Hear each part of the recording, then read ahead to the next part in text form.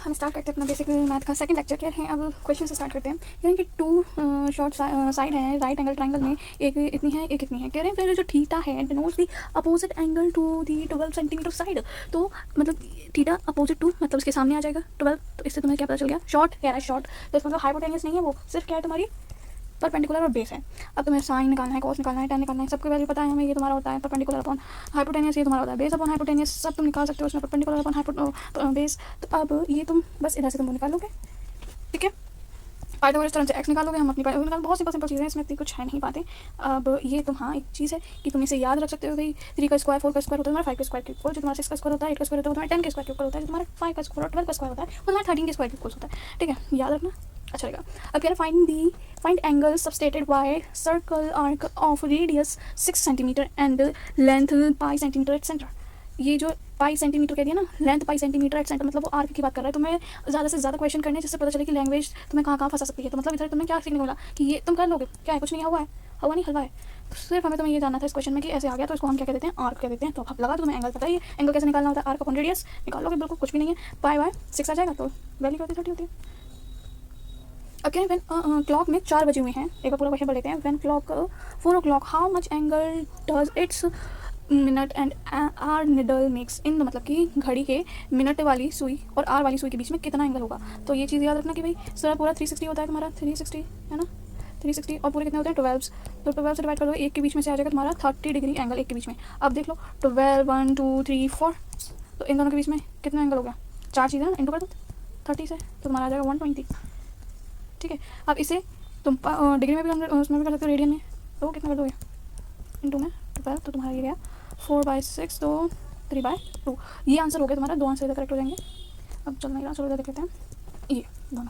अच्छा अब तुम इसमें कोई वेक्टर नहीं लगाया रखा कि कहना है कि तुम इधर वाला किसी ने इधर का सोचा ना ये वाला एंगल ले सकते हैं, हाँ ले सकते हैं, क्योंकि कोई वेक्टर की बात नहीं करी गई है। अगर वेक्टर की बात करी जाती है तो सबसे शॉर्टेस्ट एंगल जो हमें मिलता है 2 वेक्टर्स के बीच में, उसे ही कंसिडर करते हैं। फिलहाल इधर कोई वेक्टर की बात नहीं करी गई, तो लेट्स गो अहेड। अब हम बात करें बहुत छोटे एंगल के बारे में। हमने बता दिया tan theta equal to theta हो जाता है, sin theta equal to theta हो जाता है, ये हमने सब कर लिया था। एक अच्छा क्वेश्चन आ चुका है। इधर कह रहे हैं कि एक ट्री है और ऑब्जर्वर की आंखें इधर हैं, जो ट्री से 3.6 डिग्री एंगल बना रहा है और कितनी दूर खड़ा हुआ है, 500 मीटर दूर खड़े हुए हैं। तो अब बताओ कि इस ट्री की हाइट कितनी होगी। तुम्हें कुछ नहीं करना, बहुत वही tan theta equals to theta हो जाएगा। अब थीटा इक्वल्स टू तुम्हारा क्या हो जाएगा, tan theta equals to perpendicular upon base, लगा तुम्हारे पास क्या है y अपॉन में 500, और थीटा कितना दे रखा है, अगर तुम निकालोगे तो थीटा को कन्वर्ट करोगे रेडियन में ही तो पुट करोगे 180 इक्वल्स टू, अब करते रहना आ जाएगी y की वैल्यू। आंसर मैच कर लेना, इधर मैं तुम्हें बता दे रही हूँ, ये this is your final answer, ठीक है। अगर नहीं आता तो कमेंट करना। अच्छा ये क्या बताया गया है इधर, अब देखो ये क्वेश्चन कल की क्लास में मैंने कहा था कमेंट करना, तो ये जो तुम्हारे क्वेश्चन था ये काफ़ी अच्छा क्वेश्चन था। इसमें लग रहा था तुम्हारे ऑप्टिक्स के कॉन्सेप्ट, अब जिसको नहीं आता है ज़्यादा टर्ना मत, पहले सुन लो पूरा। अब कुछ कॉन्सेप्ट होते हैं ऑप्टिक्स के, दैट इज़ अगर हमारी रेज कॉन्केव मिरर पे पैरेलली आती है इन्फिनिटी से, मैं दूसरा कलर यूज़ कर लेती हूँ, ये नहीं ये भी है इधर ग्रीन कलर, ग्रीन तो ये चलो इधर पैरेलली काम कर दो, ये इधर आती है लाइट इन्फिनिटी से आ रही है लाइट या रेस कह लो, देन फिर जब वो रिफ्लेक्ट होती है फोकस से होती है, वापस जब जाती है फोकस से जाती है, ये हमें पता है। अब तुम याद रख लो उस चीज़ को, आगे उसमें काम आएगा ऑप्टिक्स में। देन एक और चीज़, ये तो पैरेलल एक दूसरे के साथ नहीं पर उसके प्रिंसिपल एक्सिस के भी पैरेलल है ना। अब हम कह रहे हैं कि इसमें प्रिंसिपल एक्सिस के पैरेलल नहीं है, बट जो लाइट रे आ रही है वो आपस में पैरेलल है। तो वो क्या होता है, ये जब ऐसे पैरेलल आती है ना, फोकस से नीचे थोड़ा वैसे करके चली जाती है। याद रखना, देखो तुम्हें सही से बना, वैसे ऑलरेडी बना हुआ है ये, मैं चलो तरह से करके बना के लाती हूँ। अरे भाई हम ये हमारा ठीक है, एक रे यूँ, फिर अब जब इधर से जाएगी ना रिफ्लेक्ट होके ऐसे, और ये इधर से ही यूँ ऐसे नहीं अच्छा नहीं बना, इधर हम फोकस कंसीडर कर रहे हैं, इस तरह से कुछ होके जाएगी, इधर फोकस मान लो इधर, ठीक है। तो इस तरह से कुछ जाएगी, तो तुम आगे ये पढ़ोगे तो और कुछ ऐसा होता है तुम्हारा, ये जो एंगल्स है ना, इधर जब रिफ्लेक्शन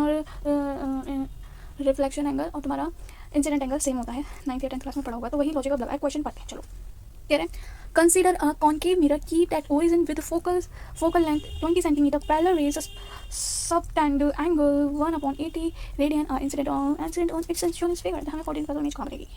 देखो ये डायग्राम ये रहा। अब देखो इसमें ये रे कुछ इस तरह से गई और ये रे कुछ इस तरह से गई, है ना, ऐसे करके। ये तुम फोकस मान लो इधर, तो इमेज की हाइट ये कुछ है इधर, ये हम y मान लेते हैं, है ना। एंड तुम्हें फोकस, हमें बताइए फोकस इधर, फोकस से होकर जाती है भाई, जब पहले आती है ना फोकस से कट करेंगे। ये तुम्हारी 20 है। एंगल तुम्हें इधर का क्यों पता चला, एंगल बहुत छोटा है। टेन थीटा वाला लगा दो, तो tan theta equals to perpendicular upon में बेस। एंड फिर तुम इसे थोड़ा सा प्रॉब्लम कर रही है, तो 1 अपॉन थीटा कर दो तो थीटा ही आ जाएगा ना, इक्वल्स टू में तुम्हारा परपेंडिकुलर है वाई और बेस है तुम्हारा 20, ठीक है। अगर तुम इसे काटते करते हो तो तुम्हारा वाई जो आ जाता है 0.25, ठीक है। अब ये 0.25 आएगा नेगेटिव। अब ये क्यों आएगा, क्यों, क्योंकि तुम्हारा जो इमेज बनी है वो क्या उल्टी बनी है और पीछे बनी है, तो इसलिए ये वाई जो आएगा बेसिकली नेगेटिव आएगा। ऑप्टिक्स का है, तुम अगर नहीं आता छोड़ो इस बात को, तुम्हें बस ये चीज़ आनी चाहिए, कॉन्सेप्ट तुम्हारा सिर्फ इतना ही है, और नहीं आता कुछ नहीं आता, छोड़ो उस बात को। यही सॉल्यूशन है पूरा, ठीक है। यही सर ने दोबारा बता दिया है, हाँ जी। और ये तो तुम्हें याद करना ही है, करना है, ये बताया। अब कह रहे हैं कि अगर 90 तक तो ठीक है, अब 90 से वाले तुम्हें थीटा आ जाते हैं, साइन थीटा कॉस थीटा 90 से ज़्यादा। तो अब सुनो, पहले क्वाड्रेंट बनाओ, ये जो दे रखा है, ठीक है। तुमने क्वाड्रेंट बनाए, अब इधर फर्स्ट क्वाड्रेंट में सारे साइन कॉस टेन सब पॉजिटिव होते हैं, सेकंड क्वाड्रेंट में सिर्फ तुम्हारा साइन पॉजिटिव होता है, थर्ड क्वाड्रेंट में तुम्हारा सिर्फ टेन पॉजिटिव होता है, फोर्थ क्वाड्रेंट में तुम्हारा कॉस पॉजिटिव होता है। तो इधर गए 90 आगे बढ़े, फिर और फिर 90 आगे बढ़े तो सही हो गया, फिर इधर बढ़े हम लोग 270 हो गया, और ये 360 हो गया पूरा कंप्लीट राउंड। अब ये तुम्हें पता होना चाहिए, फर्स्ट क्वाड्रेंट सेकंड है, थर्ड एंड फोर्थ है। अब आगे बढ़ो, तो अब क्वेश्चन के माध्यम से हम समझते हैं कि ये कैसे क्या क्यों। पहले तुम समझो कि साइन 120 है तो किस क्वाड्रेंट में आएगा, 90 से बड़ा और 180 से छोटा सा सेकंड क्वाड्रेंट में आ जाएगा। अब बताओ साइन के लिए सेकंड क्वाड्रेंट पॉजिटिव है कि नेगेटिव है, पॉजिटिव है, तो देखो हो गया। Same goes with 10। अब 150 का रखा है तो तुम्हारा 180 से छोटा है पर 90 से बड़ा है, तो वो भी सेकंड में आएगा, पर 10 के लिए पॉजिटिव नहीं होता सेकंड क्वाड्रेंट, साइन के लिए होता है, इसलिए नेगेटिव आ गया। अब एक उसका भी देख लेते हैं कॉस का, और ये कह रहा है तुम्हारा कॉस 330, तो ये इससे बड़ा है इससे छोटा है, इसमें आ गया ये फोर्थ क्वाड्रेंट में तुम्हारा कॉस पॉजिटिव होता है, तो इसलिए ये क्या हो जाएगा, पॉजिटिव हो जाएगा, फोर्थ क्वाड्रेंट आ जाएगा। अब कह रहे हैं कि 120 डिग्री कॉस, तो वो आएगा तुम्हारा सेकंड क्वाड्रेंट में, इसमें तो पर हमारा साइन पॉजिटिव होता है, इसलिए क्या आ जाएगा, ये नेगेटिव आ जाएगा। तुम ऐसे कर सकते हो, सारे करके देखो, खुद से करके देखो तो और अच्छे समझ में आएगा। अच्छा ये हमने जान लिया, अब हमें इनकी वैल्यूज चाहिए भाई, हमें इतना पता करें क्या होगा। अब देखो पहले ये पढ़ो, सबसे पहले हमें क्या करना है, सबसे पहले एंगल को जो भी तुम्हारा दे रखा है, मान लो 120 दे रखा है ना, तो 180 में से माइनस करके करो, या 180 में से प्लस करो या माइनस करो, है ना। अब इसको तो 180 में से माइनस ही करना पड़ेगा ना, तभी तो तुम्हारा 180 माइनस 60 इक्वल्स टू 120 होगा तभी, है ना। या कोई और बड़ा वैल्यू हो सकता है, मान लो कि 330 दे दिया, तो वो तुम अब 360 से कंपेयर करोगे, वो तुम माइनस करोगे उसे कितना, तो कितना करोगे 360 माइनस 30, इस विल गिव यू 330। तो इस तरह से पहले तुम इस फॉर्म में लिख लेना, तुम्हें ये चीज़ लिखना चाहिए, तुम दिमाग में क्लिक करना चाहिए ये चीज़। फिर जो क्वाड्रेंट को पता करो कि पॉजिटिव है नेगेटिव है, साइन के लिए सेकंड क्वाड्रेंट पॉजिटिव होता है, 10 के लिए तुम्हारा थर्ड, फिर कॉस के लिए तुम्हारा फोर्थ, और सारे प्लस होते हैं तुम्हारे किसमें, फर्स्ट क्वाड्रेंट में। अब इनको एंड में क्या करोगे, जो भी तुम्हारा आया है साइन, मान लो 180 माइनस 30, तो वो तुम्हारा साइन, मैं कह रही हूँ साइन उसकी वैल्यू बताओ 150 डिग्री की, तो तुमने ये करा। अब इसको मिटा दो, कह रहे हैं इसको या इसको, जो भी तुम्हारी क्वेश्चन बनती है उसके अकॉर्डिंग उसे हटा दो। अब साइन की वैल्यू देखो, बट हाँ ये किसमें सेकंड क्वाड्रेंट में आता है, तो ये पॉजिटिव होगा, तो पॉजिटिव 30 डिग्री की वैल्यू वही तुम्हारी हो जाएगी 150 डिग्री साइन के लिए। तो अब देखें इधर, तो उसमें कह रहे हैं 120 डिग्री सेकंड क्वाड्रेंट पॉजिटिव आएगी, इनको प्लस करो, इन सबको हटा डालो, पॉजिटिव आएगी वैल्यू 60 डिग्री वाले पुट कर दो, ठीक है, काम खत्म। बस हम एक ही वाला एग्जांपल समझ लो कि 180 डिग्री हमने प्लस कर दिया, इसको हटा दो। पहली बात तो ये कितने में आता है, थर्ड क्वाड्रेंट में आता है, इसको तुम माइनस कर दो क्योंकि थर्ड क्वाड्रेंट 10 के लिए होता है, और इसको साइन की वैल्यू रख दो तुम 30 डिग्री पे, तो -1/2। ऐसे तुम सारी कर सकते हो। कॉस का भी तुम यही सेम लगाओगे। एक बार कॉस का देख लेते हैं, चलो कॉस 110, तो इसमें तुम प्लस कर दोगे। अब ये भी तुम्हारे 10 के लिए पॉजिटिव होता है, पर इसलिए तो इसमें भी नेगेटिव आएगा, पर वैल्यू पुट कर देना, 10 के लिए भी सेम ऐसे होगा। हो गया। ये तुम एक बार करके देखना खुद से सेल्फ, ठीक है जी, सेल्फ करना भाई। रहने दो भाई, रहने दो, आज ये मेरे से मार खाएगा जी। हो गया, थैंक यू सो मच।